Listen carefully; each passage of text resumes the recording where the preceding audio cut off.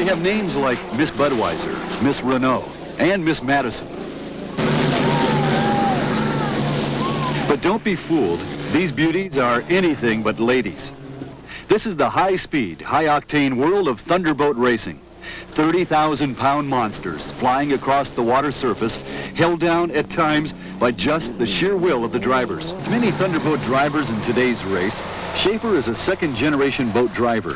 His dad, the late Jack Schaefer Sr., was a pioneer in thunderboat hydroplane racing in the late 40s and 50s. Then as now, most of the winning boats are powered by rebuilt World War II fighter plane engines, like the 1,650 cubic inch Rolls-Royce Merlin. Then, of course, we have a few boats using automotive power.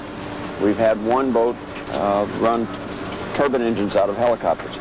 The boat is the American Speedy Printing. It's an unlimited hydroplane. It's 28 feet long, 13.5 feet wide, powered by a Rolls-Royce Merlin engine, which were used in the World War II, the Mustang, and several other fighter aircraft. Puts out over 3,000 horsepower. It pushed the boat speeds well over 180, 190 miles an hour.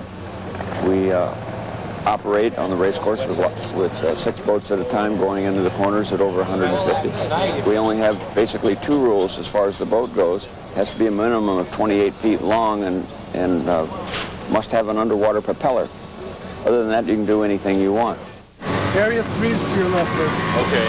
Is it marked, indicated, or just down? At least 20 boats race in the unlimited season, tearing up the water in such cities as Miami, Houston, San Diego, Seattle, and Detroit, attracting crowds in the thousands who enjoy watching the drivers bronco bust these babies.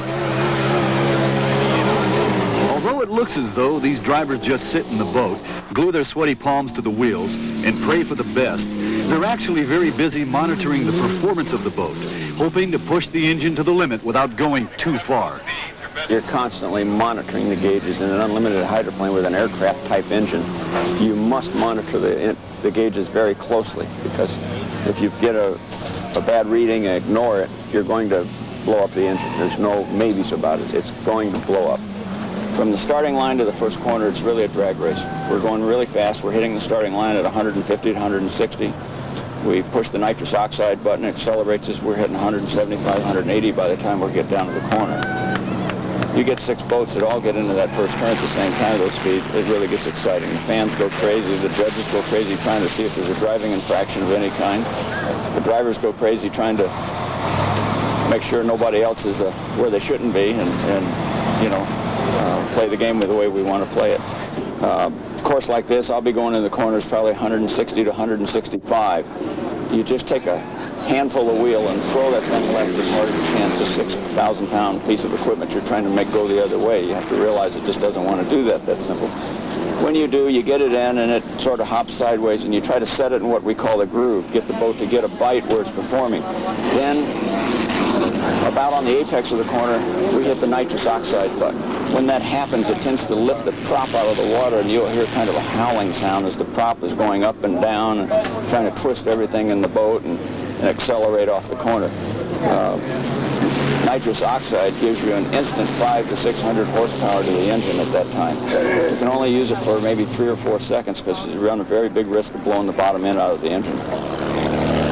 Blown engines aren't the only risk. Lives are at stake too in this sport. These fire breathers are more airplane than boat, reaching speeds near 200 miles per hour. It doesn't take much to send these killers into the air and a driver to his death. The worst kind of accident we can have is what we call a blowover accident, where the boat blows over backwards. That's caused from too much air getting under the boat at that particular speed.